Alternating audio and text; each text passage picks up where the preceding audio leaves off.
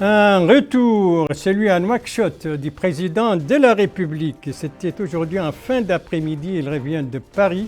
Il a participé au sommet sur la relance économique de l'Afrique sur invitation du président français.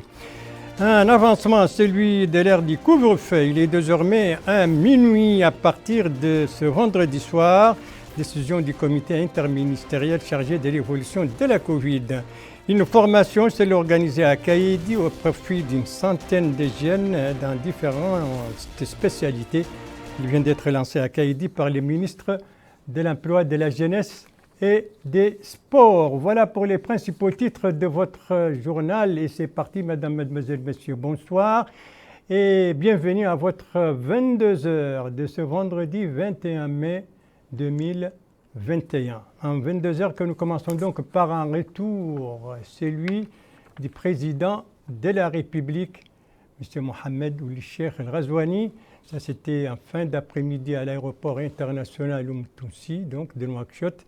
Le président de la République, à son retour à Nouakchott, il a été accueilli au bas de la passerelle, vous le voyez, par le Premier ministre, M. Mohamed Ould Bilal, par le ministre secrétaire général de la présidence, la ministre conseillère à la présidence de la République. Il y avait également des membres du gouvernement, ainsi que les chefs d'état-major, en particulier du président de la République, la directrice du cabinet du président, adjointe du président de la République, le wali de Nouakchott-Ouest, et l'adjointe à la présidente du Conseil régional de Nouakchott. Le président de la République donc revient de Paris où il vient de participer sur invitation du président français au sommet de la relance économique convoqué donc dans la capitale française. Les chefs de l'État étaient accompagnés au cours de ce voyage par la première dame, le ministre des Affaires étrangères, de la coopération et des Mauritaniens de l'extérieur, le ministre des Affaires économiques et de la promotion des secteurs productifs,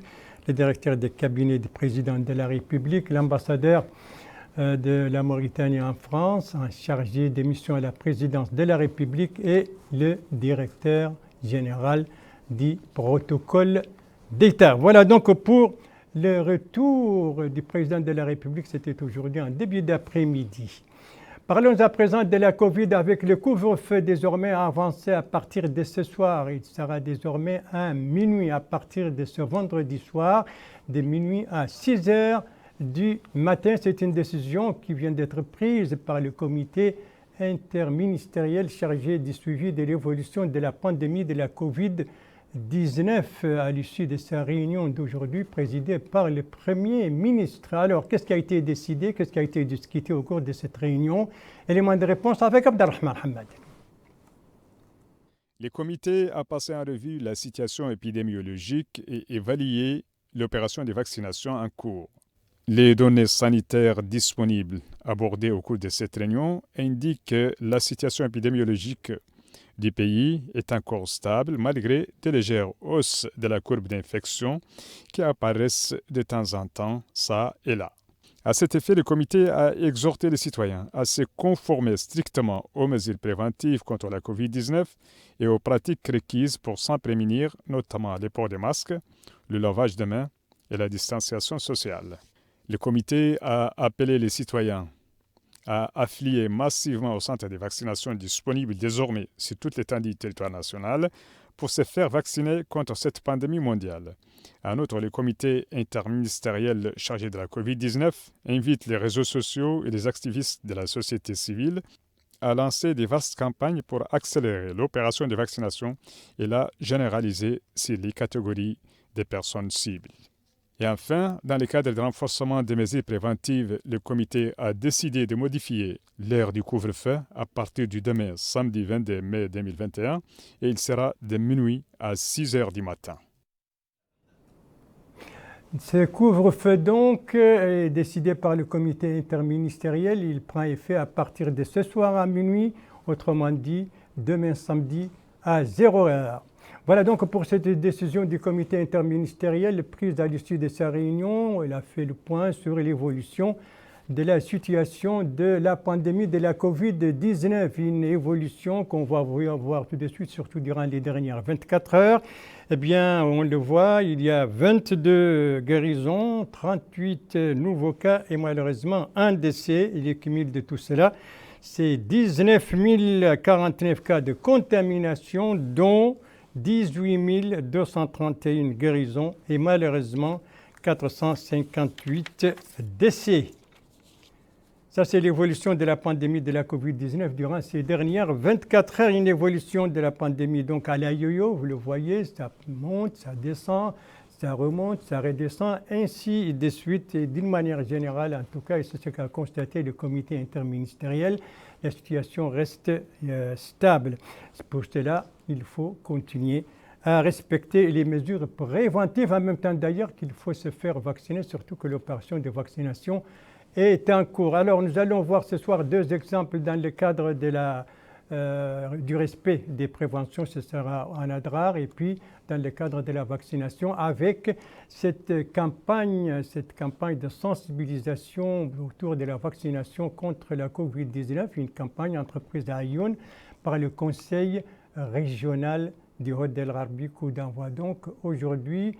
Alors, les éléments d'information qui nous ont été fournis par nos correspondants dans ces deux régions, des reportages qui ont été compilés en français par Abdelrahman Hamad.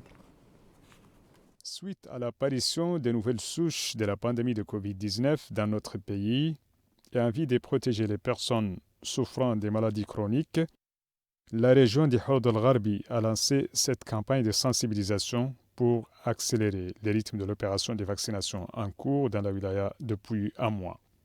Le wali du Hod El Gharbi, qui a supervisé cette campagne, a indiqué qu'un relâchement a constaté depuis le début de l'opération sur le respect de gestes barrières et des mesures sanitaires, précisant que cela est inacceptable, surtout après l'apparition de nouvelles souches de la pandémie dans notre pays.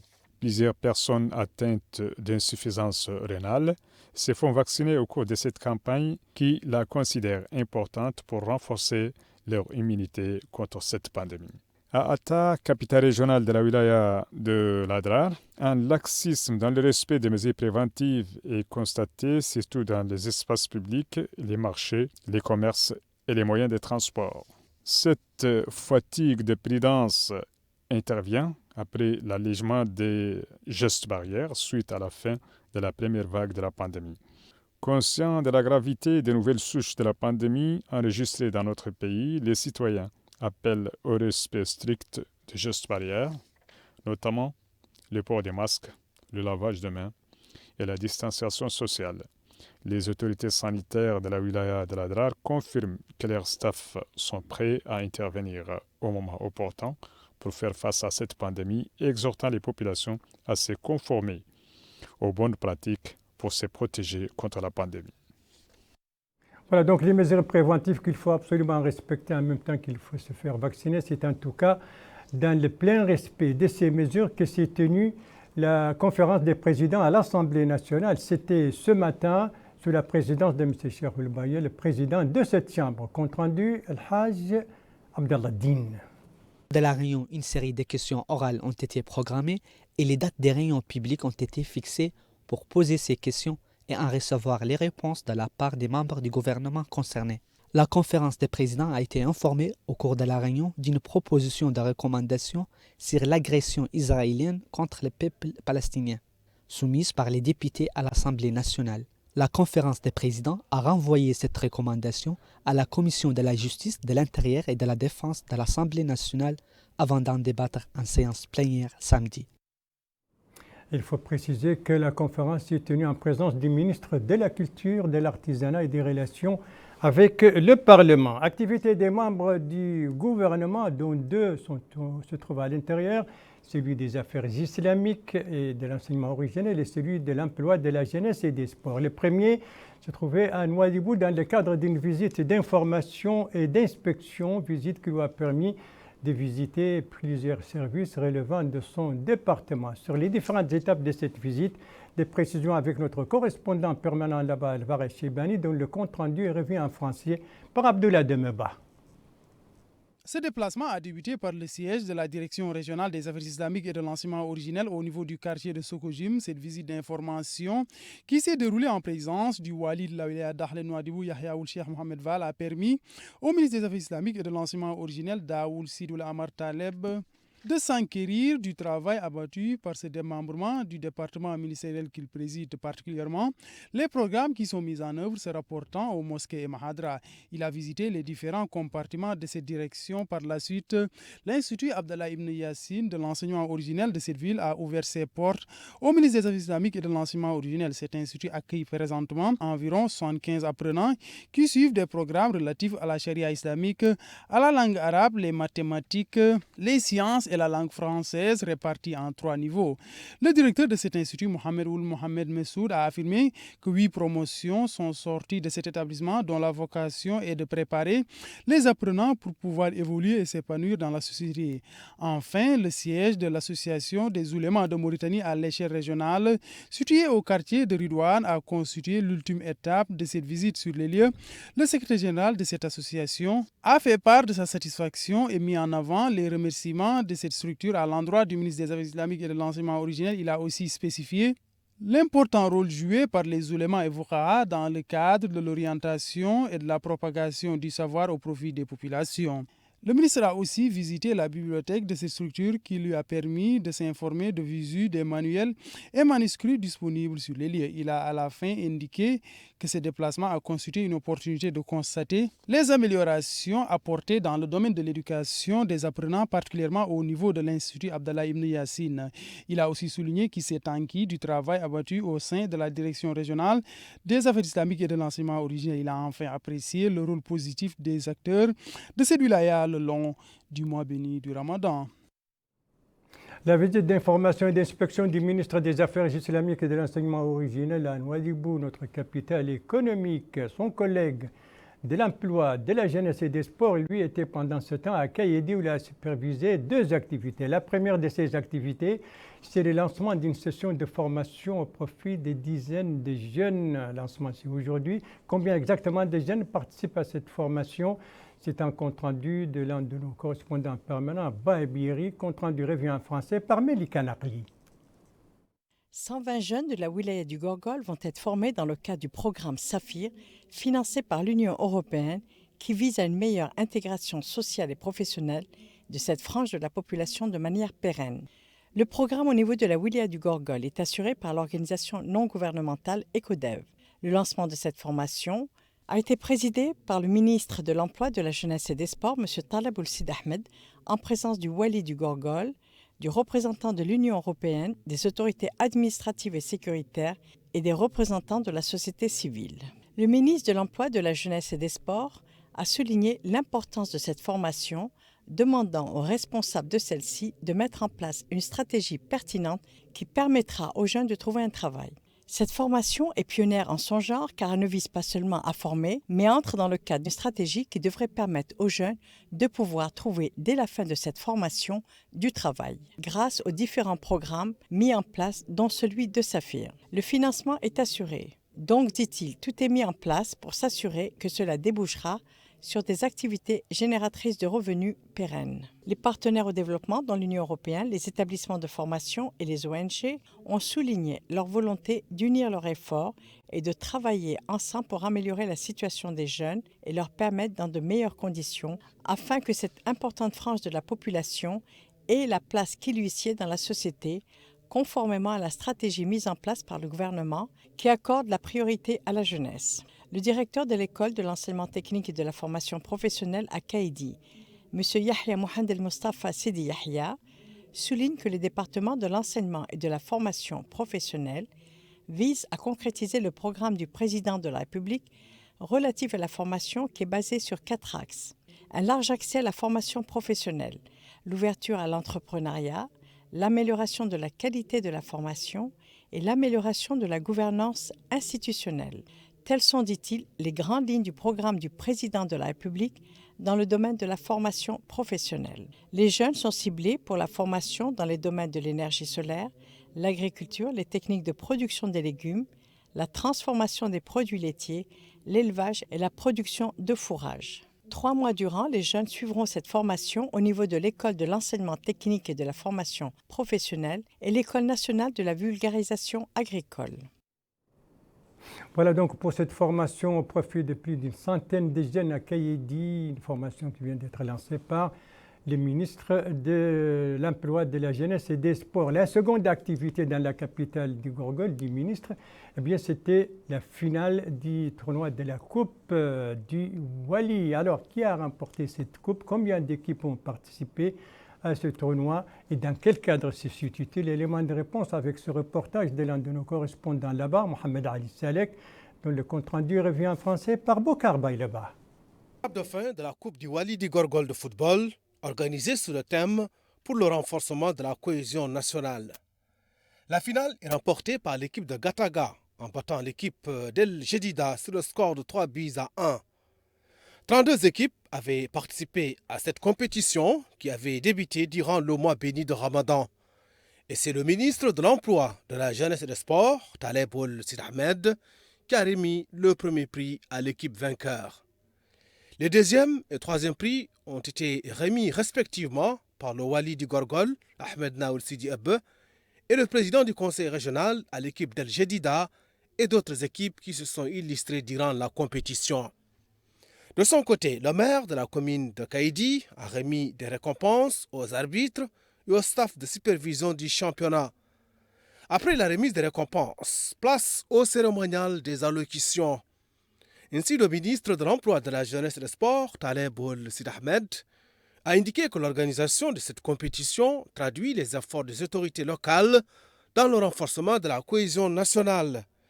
Il a en outre insisté sur le rôle de la jeunesse dans le développement du pays. Autre intervention, c'est celle faite par le Wali du Gorgol, Ahmed Naoul Sidi Abbe, qui a précisé que l'organisation de cette compétition traduit l'intérêt des autorités publiques pour le développement du sport et pour les jeunes, car ils sont le cœur battant de la société. De son côté, le maire de la commune de Kaïdi, Tahara Baraji, a indiqué que le tournoi a créé une atmosphère de saine émulation entre les équipes. En d'autres termes, cela a permis de renforcer l'esprit de compétition et de don de soi. En somme, la compétition a été marquée par l'esprit sportif, le fair play et la cohésion, d'autant plus que le football incarne des valeurs comme le sens du sacrifice et la persévérance. Voilà donc le ministre de l'Emploi, de la Jeunesse et des Sports qui a supervisé hier soir la finale de la Coupe du Wali. C'était à Kaïdi. Nous restons toujours dans le cadre des activités de la jeunesse, de ce département donc de l'Emploi, de la Jeunesse et des Sports, car les problèmes de la jeunesse sont actuellement évoqués au cours d'une manifestation d'un symposium national de la jeunesse organisé aujourd'hui à Nouakchott dans le cadre du projet Voix de la jeunesse du Sahel qui est entré dans sa seconde phase. Compte rendu Abdoulaye Demeba. Seconde phase du projet Voix des jeunes du Sahel compte consolider davantage les facteurs de diffusion des valeurs du dialogue des jeunes avec les autorités. C'est avec l'appui des autorités grâce à l'opérationnalisation des structures associatives. La stratégie nationale de la jeunesse 2020-2024 s'adapte bien avec les intentions de cette seconde phase du projet Voix des jeunes du Sahel, dont le processus graduel passe par le renouvellement des organes dirigeants, le renforcement des capacités des membres des organes dirigeants et la valorisation des pratiques et partage d'expérience. Mesdames, Messieurs, au cours de cette rencontre, nous allons procéder à l'identification de 250 jeunes dont l'âge oscille entre 18 et 35 ans, en tenant compte de la représentativité à la lumière de la capitalisation continue des résultats du projet. Une série de bonnes pratiques émergeant en matière de dialogue entre jeunes et autorités seront diffusées. Des voix de cette jeunesse se sont tour à tour exprimées au cours de ce symposium national de la jeunesse.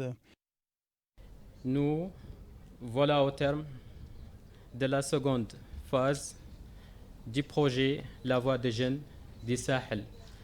Après 4 ans de travail dans ce cadre d'échange et de partage d'expériences et de bonnes pratiques entre les jeunes du Sahel.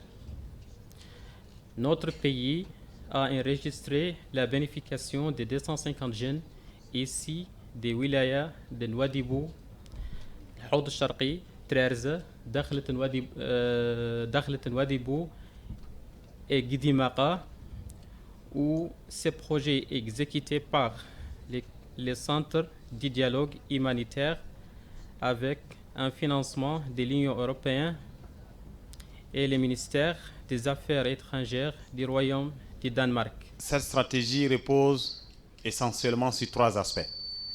Le premier aspect, c'est que le projet puisse donc appuyer les différents CNJ qui sont en crise de légitimité à améliorer, c'est-à-dire à accroître les crédibilités, les légitimités en tant que fêtières des associations de jeunesse dans les pays d'intervention du projet.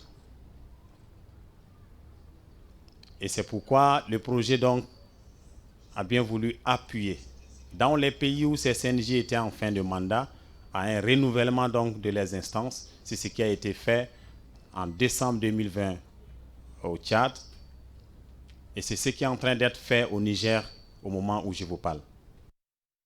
Ce symposium national de la jeunesse qu'accueille notre pays s'était auparavant tenu au Mali et Burkina Faso. C'est pourquoi Un symposium national de la jeunesse qui a été ouvert aujourd'hui à Nouakchott durée des travaux 2 jours. Autre manifestation également aujourd'hui à Nouakchott, c'est la première édition du Festival international du cinéma, coup d'envoi donc aujourd'hui. Et c'est un coup d'envoi qui a marqué la première journée de ce festival, dont le coup d'envoi a été donné hier soir. Élément de réponse avec El Hajj Abdallah Din. Le festival cinématographique intitulé Nations et droits de l'homme a été marqué par la projection des films nationaux et internationaux participant à la compétition du festival. Cet événement culturel a connu des prestations musicales et artistiques, dont des sketchs et des danses folkloriques reflétant la diversité du patrimoine culturel national. À l'ouverture du festival, le maire de la commune de Tavrarzina, M. Talib Oul Mahjoub, dont la municipalité parraine cet événement, a déclaré que sa commune a élaboré un programme multidimensionnel dont le but est d'encourager l'éducation et l'action culturelle, particulièrement chez les enfants des catégories sociales défavorisées. Moussi Rajloul Bailil, membre du Haut Conseil de la jeunesse, a indiqué que son institution a décidé d'apporter son appui à la première édition du Festival Nations et droits de l'homme, un signe d'encouragement envers les jeunes cinéastes amateurs et professionnels. Le directeur du Festival des Nations, M. Sid Mohamed Ould Cheikr, a précisé que cet événement se tient pour contribuer à l'action collective, officielle et indépendante visant à construire la culture de droit, de l'équité et à propager la culture citoyenne. L'événement a connu la présence des personnalités culturelles, politiques et des juristes. Il s'est distingué également par la récompense à titre posthume le brillant et éminent diplomate Mohamed Saïd Ould Hamadi, un homme qui a servi inlassablement la culture. Voilà donc pour cette première édition du Festival des Nations du cinéma, coup d'envoi hier soir ici à Nouakchott. Merci de suivre les JTF de Mauritanie. La suite du journal avec 4 étapes. Donc, Kifar, Osso, Nouakchott et Zouerat. Première étape, la capitale de l'Assaba. La capitale de l'Assaba qui abrite donc un atelier sur la promotion et le développement de la petite enfance. Un atelier organisé par le MASEF, les réseaux de la petite enfance donc au niveau de Kifa, en collaboration avec l'UNICEF. Combien de participants et que vise cet atelier? Élément de réponse avec notre correspondant permanent, Moutali Sader, dont le compte-rendu est revu en français par Mariam Ahmed Mahjoub. A pour objectif le renforcement de la résilience à Nassaba par la promotion du développement de la petite enfance dans les centres de développement communautaire. 130 femmes actives dans le domaine communautaire dans 9 communes relevant des 3 Muqata'a de la Saba bénéficient de cet atelier. Elles suivront durant 3 jours des sessions de formation sur les contenus de la Convention de l'éducation parentale qui a été signée par les réseaux de la petite enfance et le Fonds des Nations Unies pour l'enfance. La Convention entre dans le cadre de la stratégie nationale visant à la formation et la réadaptation communautaire des enfants.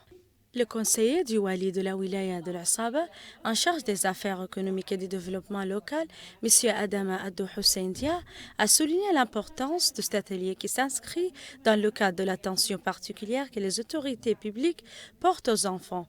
Il a salué le partenariat fructueux entre notre pays et l'UNICEF dans le cadre de ses interventions dans les domaines pertinents. Il a également loué les efforts déployés par les réseaux de la petite enfance dans l'amélioration des conditions de vie de la mère et de l'enfant. La directrice du réseau de la petite enfance en Asaba, Mme Ruqayya Mtsidina, a précisé que la Convention internationale sur la protection des droits de la mère et de l'enfant, ratifiée en 1991, attache une importance primordiale au suivi de la grossesse et de l'accouchement dans les centres de santé, à l'allaitement naturel, à la nutrition complémentaire et à la sensibilisation. Elle a ajouté que l'attention portée à ces questions fondamentales de la Convention n'est pas nouvelle pour le réseau, dans la mesure où elle en constitue l'un des principaux objectifs. Le représentant du Fonds des Nations Unies pour l'enfance et la famille, principal partenaire de cette convention, M. Doulo Mobo, a exprimé sa gratitude quant au bon déroulement de l'atelier. Il a insisté sur l'importance du partenariat entre l'UNICEF et le réseau de la petite enfance. L'atelier en question devrait permettre l'éducation adéquate des enfants en couvrant tous les aspects physiques, mentaux, comportementaux et émotionnels en les formant dans divers arts pour être des hommes capables d'accomplir pleinement leur rôle. Et ça, c'était donc un atelier de promotion et de développement de la petite enfance, atelier qui abrite depuis aujourd'hui qui fait la capitale de la Saba. Nous quittons maintenant le centre du pays pour le sud-ouest, précisément la wilaya du Trarza. On va découvrir les efforts, les bienfaits des techniques météorologiques sur l'agriculture. C'est un reportage de l'un de nos correspondants permanents là-bas, Abdallah Yisrim, dont le compte-rendu revient en français par Najia Jekani. On a connu les dernières années des changements climatiques qui ont eu des effets négatifs sur le secteur agricole. Une station météorologique a été mise en place grâce à la collaboration avec le projet de gestion du fleuve Sénégal, financé par la Banque mondiale. Cette station météorologique a pour but la résilience face aux changements climatiques. À cette occasion, le représentant de la Société nationale du développement rural, M. Mohamed Wilbraike, a précisé que ce projet a pour objectif l'étude des effets négatifs des changements climatiques au niveau de l'agriculture. Il a ajouté que ces répercussions négatives sont dues au manque de pluie et à la forte chaleur. De son côté, l'ingénieur Amadou Djamberimbouch, le chef du service d'information de la Société nationale pour le développement rural, a mis l'accent sur l'importance de cette station qui contribuera à l'atténuation des effets du changement climatique. La Société nationale pour le développement rural envisage de mener une étude sur un programme dans le but d'identifier les changements climatiques survenus ayant des effets sur l'agenda agricole, et ceci en collaboration avec l'Agence de l'observation météorologique et de l'Institut des recherches agricoles. Les bienfaits donc de la météorologie, des techniques de la météorologie sur l'agriculture, nous étions là au Trarza. Nous allons nous rendre maintenant dans le nord du pays, précisément à Zouérat, mais avec une escale tout de même à Nouakchott. Nouakchott avec, on va parler des activités et des organisations, notamment ce soir celle de l'Union générale des étudiants mauritaniens, une union qui vient d'entamer sa saison culturelle et sportive. Lancement aujourd'hui par une cérémonie organisée à l'Institut supérieur des études islamiques placé sous le slogan « La Palestine, une question de la Oumma ». Cérémonie marquée par plusieurs interventions des responsables de l'Institut, des personnalités scientifiques, mais aussi des représentants de l'ambassade de la Palestine. Des interventions réaffirmant le soutien indéfectible à la cause palestinienne, cause des deux Oummas arabes et islamiques. Les intervenants ont appelé également à doubler les dons pour soutenir les frères palestiniens en général et les Gazaouis en particulier. Et on va terminer donc par une page sportive qui nous amène à Zouérat, la capitale du Tiris Zemmour. Zouérat qui vient d'abriter un tournoi de football qui a opposé l'équipe de la Kédia à celle de Rousseau. Dans quel cadre se situe cette rencontre? Élément de réponse avec notre correspondant permanent là-bas, Sid Ahmed Boubacar Siré, dont le compte-rendu revient en français par Bokar Baylaba. En match de clôture de la troisième journée des playdowns du championnat national de première division, la Super D1, L'AS Kedja de Zouérate a obtenu son premier succès à domicile au stade municipal en s'imposant 2-0 face au Trarza AC Médine de Rosso.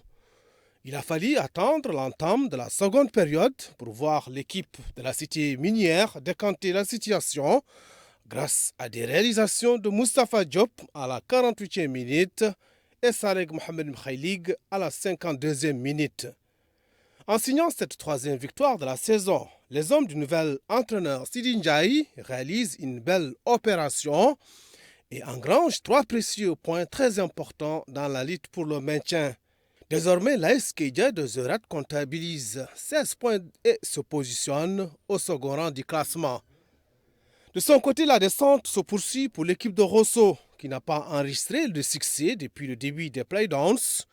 Conséquence, les Rossossois perdent leur deuxième place après ce revers. Chez les supporters de l'AS Kedja de Zouérate, c'est l'euphorie. La joie est immense et ils ne boudent pas leur plaisir face à la belle prestation de leur équipe qui a su batailler fort pour signer une importante victoire pour le maintien en championnat national de première division, la Super D1.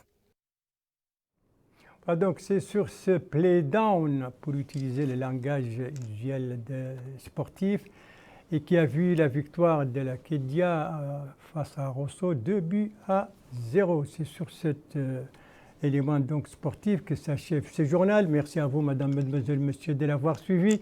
Merci bien entendu aux équipes rédactionnelles et techniques qui ont participé à sa conception.